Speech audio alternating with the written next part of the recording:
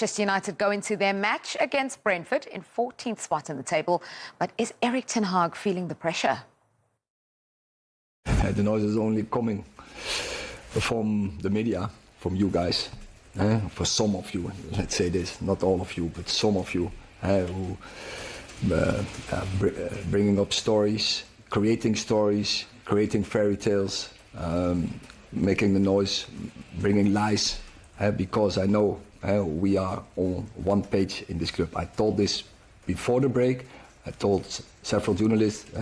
Probably they didn't believe me, because I see the reports, but internal in the club, it's quiet. On Erik ten Hag, I think it's incredible how much scrutiny he needs to face. And as a head coach, I acknowledge or feel or know how it is to be in a situation like this. So I think it's too much. Clearly, a good coach won 2 trophies in 2 seasons. Yeah, we wondered when we came back from the international break whether Erik ten Hag would still be doing the press conference pre-match. He is. Glenn, tell us how you really feel. Oh, it's our fault. The Premier League, it doesn't lie. He's in 14th position. It's the second worst start. The 2 worst starts of the Premier League history for Manchester United are under him. The stats speak volumes. I'm surprised that he's still the manager of the football club after on a number of occasions, and it's not lightly that I say that. I don't like saying that about managers. It's really unfair, but the stats are there for all to see. Manchester United in 14th position, and it's not like they haven't spent money. Yeah, Ten Hag was saying inside the club it's quiet. All the noise, all the rumours, all the fairy tales and lies are coming from the media. Do you think that's fair to say? I think also there'll be 90,000 people at Old Trafford that probably aren't all in agreement with him. Yeah, you might be right. It's not just media. There is the interesting thing about that word media, because right now we are in a digital era and media is in real time. So in real time, you have people making judgments about him before a single newspaper ever goes to press. And a huge number of those people making judgments are all looking at exactly the kind of thing you're talking about. I'll give you one stat in relation to United.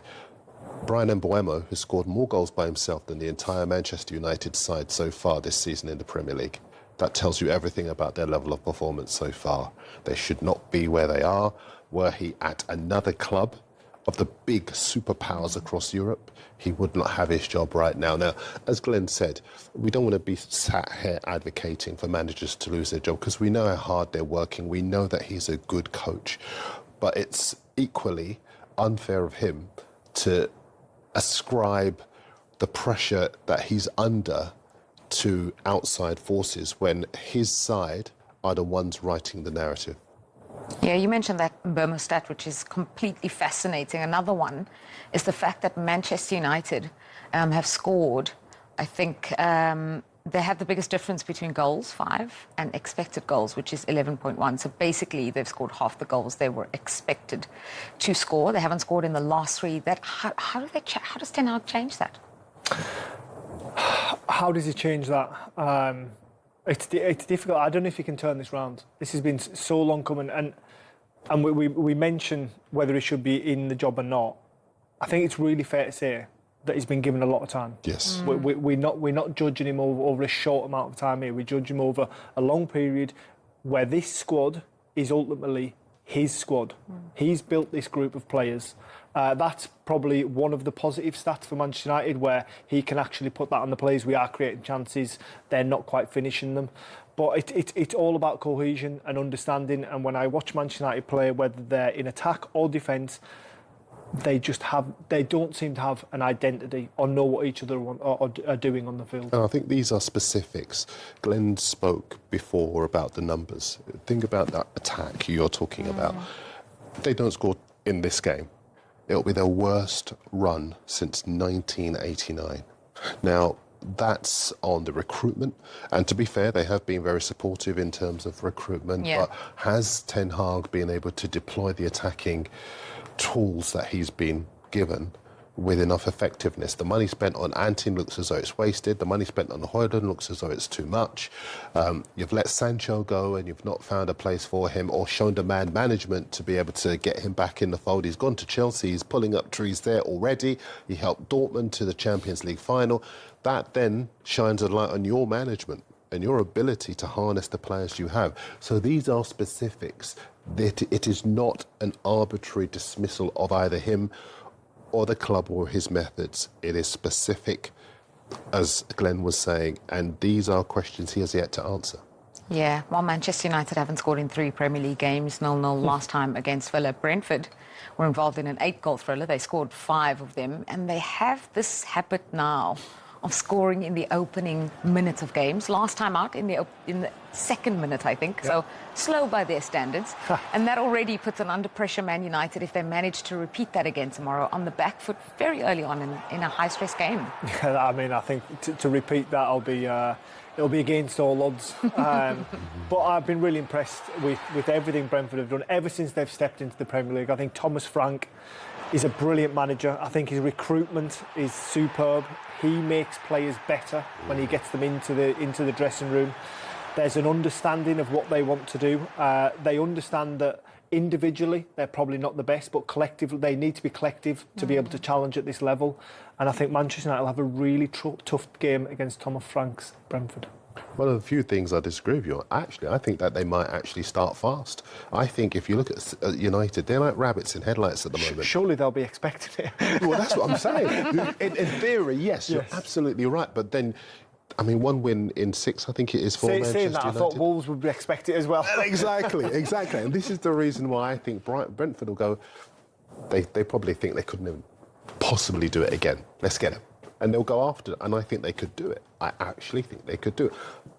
For years under Sir Alex Ferguson, they became a team where it was never over until it was over. Now they are a side you simply cannot trust, and I think Brentford, as you say, are everything United are not. They're organised, they're efficient, they work hard, they see your weaknesses as they did with Southampton when they pressed high, grabbed goals, forced mistakes. I think they can do a similar thing to United. So you said they could do it. Would it be an upset?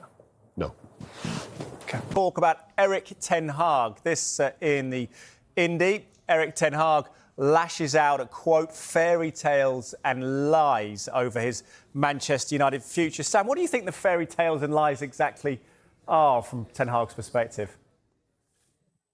Well, I've been thinking about that for quite a lot of the evening ahead of this show, and I do wish he'd been more clear on it, to be honest. He doesn't seem to have specified which reports are inaccurate and which issues he's taken with certain stories. So that's always one of those things. Sometimes managers can come out and speak in these vague terms and sort of attack the media. And obviously, the media, we're not angels, and that's fine. We accept that. But you do wish sometimes there'd be some specific about what actually does he object to. Because as far as I can see, most of the reports last few weeks were that he's under growing pressure, which I think he wouldn't deny himself. He effectively said that himself today. And also a lot of reports concerned a very high-level meeting that took place in London last week. And that meeting did indeed take place, as was reported by the media. So, yes, it didn't result in his sacking, but I don't think anybody said he will be sacked at this meeting. So, yeah, I do wonder if it's a little bit of a siege mentality creeping in there with Ten Hag. And he's been trying to do this a bit, I think, over the past year or so when he's under pressure. And it's sort of us against the world. And that's a classic manoeuvre by managers and certainly a very understandable one to take, but increasingly it does feel like Ten Hag is very good at accepting things are wrong and saying things must improve. And today, for example, he spoke again about being, climbing up a mountain and the difficulty of that. But I think United fans are growing tired of hearing how much United need to improve, and they want to actually start seeing those improvements on the pitch now. Yeah, referenced the FA Cup win again, didn't he, as well? And also entries into the opposition's box, which didn't seem the staunchest of defence. The Guardian has this acknowledgement from Ten Hag as well on their front page of the Sports Supplement. Board is not happy, Ten Hag admits to United's unease. And then in The Sun, referencing Sam's quote there, Andy, Mountain to climb. Erik needs summit special after United's rocky start. How big a week is this, Andy? Brentford, and then a trip to see Jose Mourinho in Turkey. Yeah, it's huge, but every week is now huge for Manchester United. One thing I would say on the fairy tales and lies comment today is that don't forget the whole idea that it's fairy tales and lies is undermined by the fact that it's undenied. It's an open secret that in the summer, Manchester United's hierarchy sounded out other candidates to see if they would prefer them to Erik ten Hag. Eventually, in the middle of June or whenever it was, they turned around and said, it's okay, Erik, we're going to keep you for another year. So I think that, in a way, undermines any suggestions that the media are exaggerating the pressure on him. That tells you straight away from the summer that the pressure run from day one of the season. And that's why every game is important. Listen, a return of 8 points from 7 games is simply not good enough. As Sam says, the FA Cup, the Carabao Cup the year before, can't camouflage the fact that in the Premier League they've been poor. And he has to win tomorrow. Otherwise, that pressure will just grow and grow and grow. Absolutely, Andy. You have to climb a mountain, and but this is top football. And sometimes you have to face challenges, but and sometimes it goes up, sometimes goes down.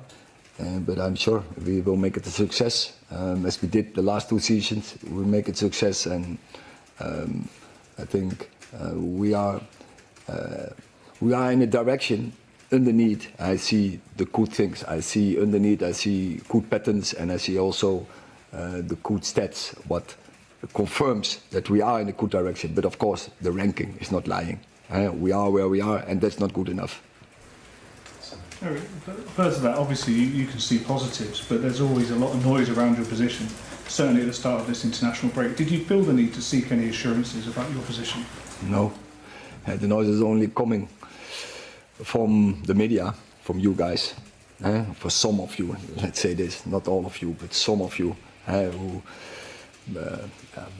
bringing up stories, creating fairy tales, making the noise, bringing lies, because I know we are on one page in this club. I told this before the break. I told several journalists. Probably they didn't believe me, because I see the reports. But internal in the club, it's quiet.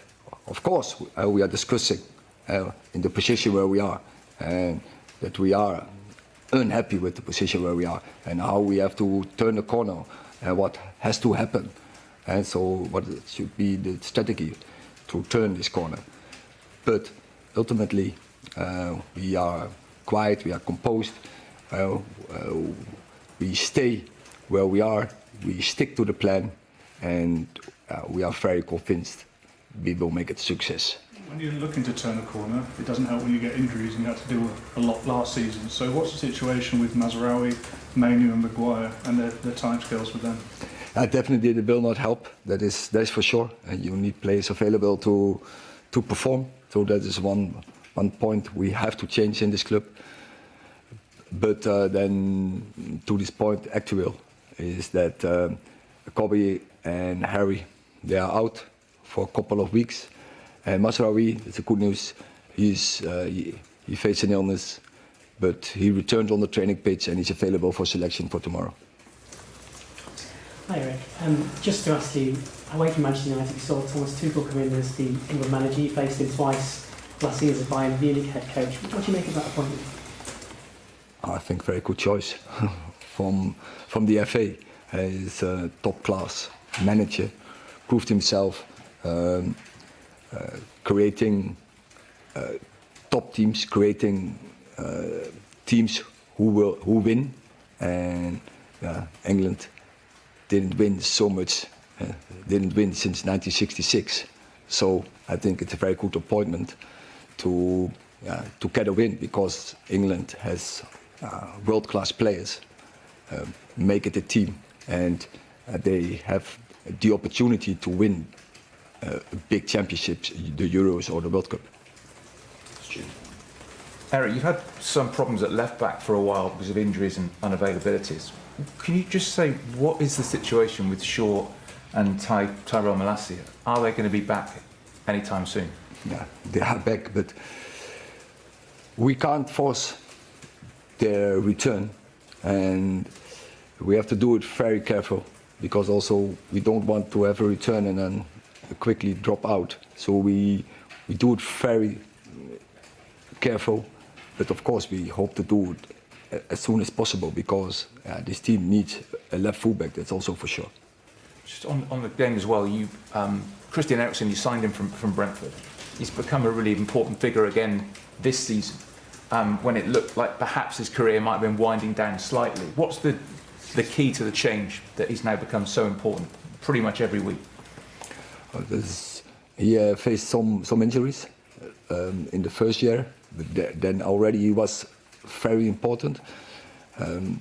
And as well as last season, but then also coming up Kobe.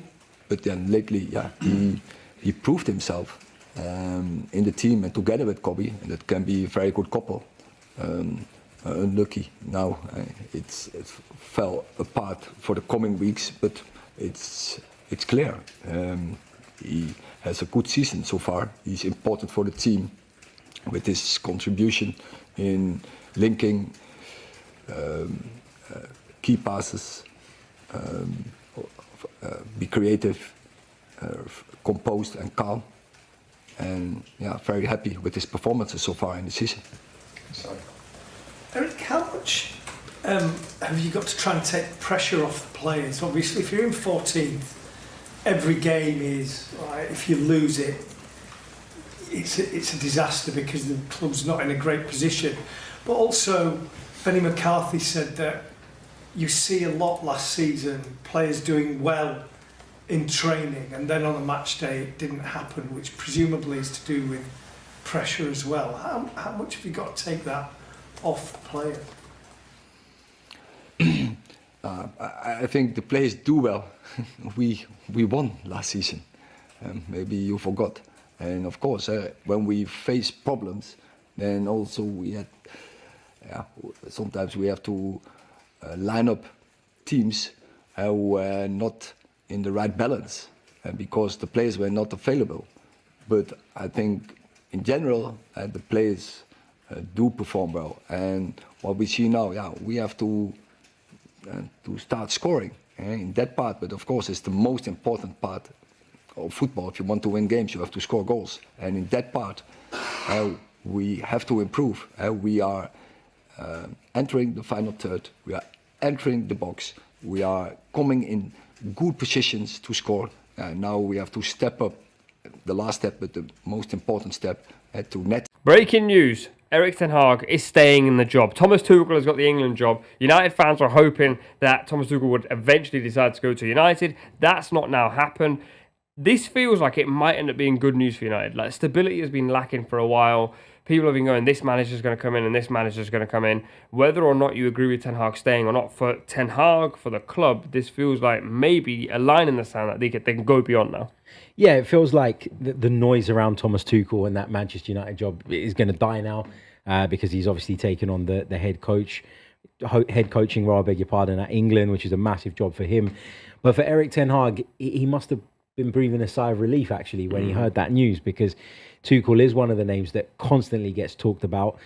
But the thing is with Ten Hag is that, you know, he's got an opportunity now to turn things around, and he has to take it, because there's only so many times that you can say, fresh start, let's go again. To me, it was a miracle that he survived that last run of games before the international break. They went to Porto, and but for a very late equaliser after surrendering that 2-goal lead, I think he would have been in serious trouble. They went to Aston Villa. A lot of people backed Villa to beat them that day. It didn't happen. So he managed to carve out 2 semi-positive results and put them in a place where things were looking a little bit more positive. But this is a run of games now that I think Kimmy's really, really got to win and pick up points from. Yeah, I think I've been quite scathing. I think we all have of Ten Hag. But I think the last 6 months have been incredibly unfair on him. The Manchester United hierarchy haven't really treated him with any respect whatsoever. Of course, in summer, they were very open about wanting a new manager, couldn't get one. It seems like every couple of weeks there's a crisis talk where he ends up clinging onto his job. And that will affect what happens on the pitch. If you're a manager who's under that much pressure and that much scrutiny every single game, it's very, very hard to get your head away from the clouds and try and play a style of football that you want, because you're thinking, this game is a final. Okay, now this game is a final, I'll be sacked. So I don't think he's been helped whatsoever by the hierarchy. I think now that Thomas Tuchel, who was probably the only one who was going to go for that Manchester United job, and he did say that he had conversations in his first England press conference, he admitted that he had conversations with other clubs, assuming one of them probably was United, and said that those negotiations lasted too long. So again, I think that's a bit of a mess up from the Man United hierarchy. That's not happened. Ten Hag is here now. There's probably no other manager that they can go for in the next 3 to 6 months. So this will be really, really important for him. Hopefully, for his own mentality, he feels secure in the job for the next few months because they've got winnable games. They've got Brentford at home, Fenerbahce away. You're going to lose that because it's Mourinho and he's going back to United. But then West Ham away and then Leicester at home in the Cup. That's 4 games. United should definitely be getting 9 points from those 4. I think the other big thing on this side, in terms of like psychology, everyone knows I love psychology, is that if you look at these players, I don't think anyone's actually down tools. They've previously been accused under Solskjaer and other managers that the players don't want to play for the gaffer, but I do think these players do want to play for Ten Hag, and they do believe in his style, and they are trying to follow his instructions. The injuries are obviously a big problem for him, and he keeps getting players injured, and not deliberately, obviously. But Kobe Mainoo's out, Mazraoui's out. But I still look at this 11 and go, against Brentford at home, if you can win after an international break, change that feeling again. One thing he does really well is when the pressure is on, he always finds a way out. Yeah, he does. He's done it many, many times in the past. You think about the FA Cup final at the back end of last season when all the reports were saying that he was going to be sacked regardless of the outcome. He manages to pull off a historic win for United, given the gap between them and City at the moment, and all of a sudden there's a positivity around him again.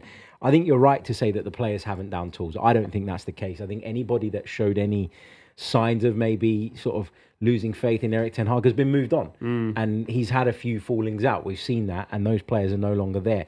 Where I would question him, though, is the players that he's brought in to replace those players and that he's building around now, are they at the required level? And that's the question that I think still remains unanswered. What would you say is the required level? Because when you just said then about the next 4 games being really winnable, I somewhat agree, but then I look at the state of United and everything going on, I do see this and go, the Mourinho game, they're going to lose that. It's in Fenerbahce. Brentford, they should win at home. West Ham away. West Ham have been poor. And then Leicester in the League Cup is not that difficult either. But then I do go, but what is the bar here? Is the bar now for Ten Hag, try and win as many games as possible until the end of the season, just give it your best shot? I think, to be honest, Ten Hag and managers before him at Manchester United have been hampered by the fact that they had Sir Alex Ferguson. But that was 12 years ago. The required level for Manchester United is not the required level. We keep on talking about it, that they should be regularly competing for Champions League. They should be regularly competing for the league title. But why? Because they have a historic name. The only thing that goes against Manchester United, which is why they should be doing better, is because of the amount of money they've spent.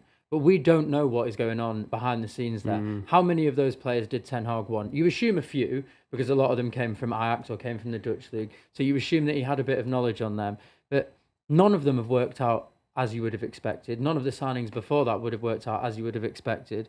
And he's joined the club, and he's joined a group of players who are probably on overinflated wages, who might not have a particular love for the club, who don't necessarily want to be there. And he's been stuck with what is actually an incredibly difficult job. He's also had the backdrop of constantly feeling under pressure for his job.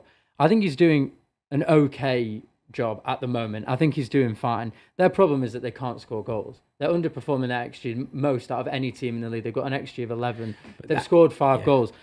A lot of the time, as a manager, you cannot put the ball in the back of the net for your players. You can't, but that comes back to the point I made about the players coming in. Are they of the required level? So clearly your system creates chances, and clearly your patterns of play are opening teams up.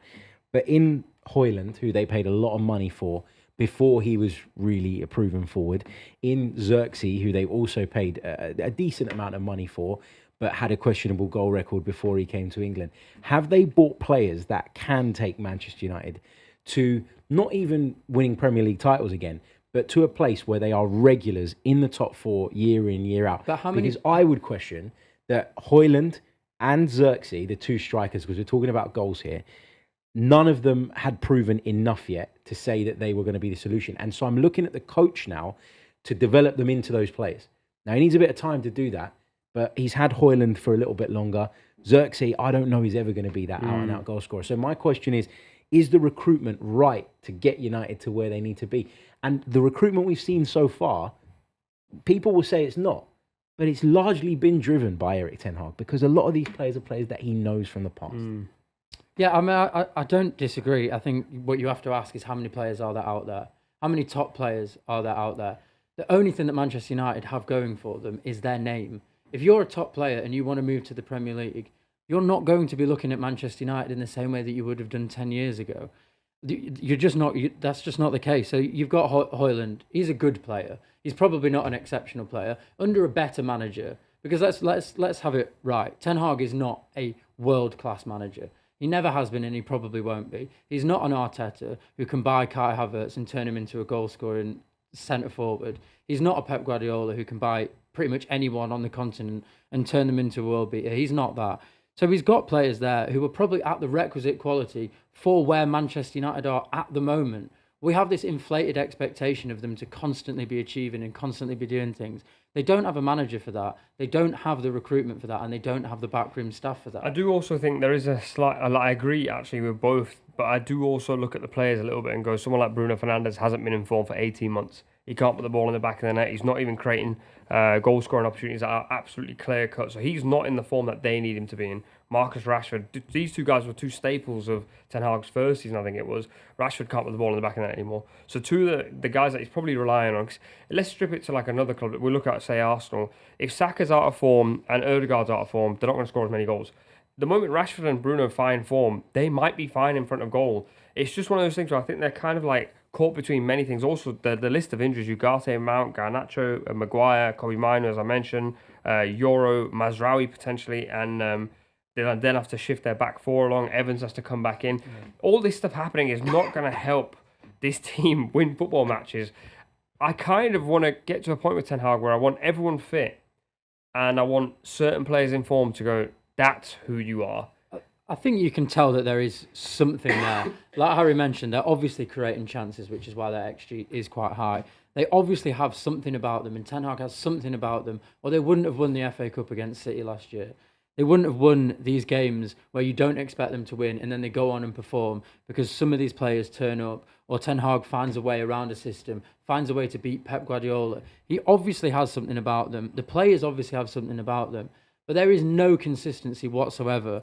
And for the longest time, I've thought, okay, that's because Ten Hag doesn't have a style of play. He doesn't know his best 11. But you look at all those players, they should all be playing better. Like, I'm starting to think now they are letting him down because they create chances. They're not that easy to score against. It's not like they've got the leakiest defence in the world. They've got good players in that defence. They've just bought De Ligt, who has been wanted for a long, long time. I'm starting to change my opinion. I'm starting to think that maybe the players who are there are just letting him down. All right, let's get score predictions. What are you going to say? 3-0 Brentford. Score? No. United will win. I think United will win 3-0. Yeah. I think Brentford are a good team, but I think United will win. I'll say 2-1 Manchester United. Despite all the hype we're trying to give Ten Hag, I think it'll be 1-1. I think Thomas Frank is one of the best coaches in the league at making an opposition's life difficult. So let's go with 1-1. Erik Ten Hag remains without some key Manchester United players as the Premier League returns. Manchester United face another crunch week as club football returns after the international break, as pressure remains on manager Erik Ten Hag. United host Brentford at Old Trafford on Saturday in the Premier League, and Ten Hag desperately needs a victory to give himself breathing room and give his team a lift up the table from their current place in 14th, with only 8 points collected from 7 games. There comes a Europa League trip to Fenerbahce, where Jose Mourinho's Turkish giants are bound to put up a fierce fight before next Sunday's trip to West Ham United. But Ten Hag could be without some important players in his bid to steady a stumbling campaign. Here is a roundup of Manchester United's injury concerns. Kobe Mainoo. United have confirmed midfielder Kobe Mainoo will be out for a few weeks with a muscle injury. The England international suffered the problem during United's 0-0 draw with Aston Villa before the international break, which he was subsequently ruled out of. United have now revealed he will be out number of weeks. Alejandro Garnacho. The winger pulled out of international duty with Argentina citing a knee injury, but it is thought to be only a minor concern and there is hope he will be available for Brentford. I had knee problems in the last 2 games and I won't be able to be with the national team, he wrote on Instagram. But I hope to recover so I can be on the next date. Amad Diallo. Amad also withdrew from international duty after falling ill and did not represent the Ivory Coast this week.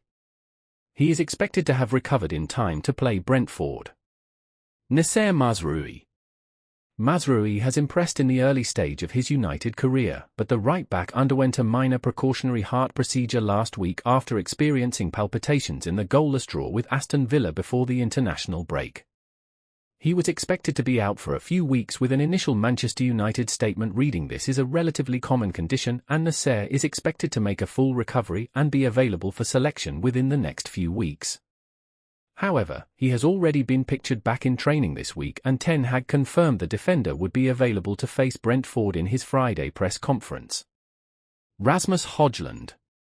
The striker missed a training session with Denmark earlier this week as a precaution, but is expected to be available for the weekend. Mason Mount. Mount is yet to return to action after leaving the field against Tottenham last month with a head injury. He had stitches on the wound and was cleared of any concussion, but it has not been confirmed when he will return. Harry Maguire. Maguire's season has been disrupted by injuries, and he picked up another against Aston Villa before the international break, limping off with pain in his foot. He is expected to be out until late November. Posting on Instagram, Maguire said, "Frustrated to pick up an injury at the weekend, will be a few weeks on the sidelines for me, but he'll come back stronger." Luke Shaw. The fullback's injury troubles have continued this season, but he could be back later this month after progress from his calf strain. Lainery Euro. The big money signing is not expected to be fit until November after fracturing a foot bone. Yes, he is doing very well, Ten Hag said last month. It is very pleasing that his rehab is going in the right direction, and I expect him soon, but what I mean by soon is that he is now in the right planning process. Tyrell Malaysia. The fullback missed the entire 2023-24 season with a knee injury, but he was named in United's Europa League group stage squad to suggest a return is imminent. However, Malaysia has still not featured in team training, so November is a likely return. Predicted Man United starting 11: Onana, Mazraoui, De Ligt, Martinez, Dalot, Casemiro, Eriksen, Garnacho, Fernandes, Rashford, Højlund.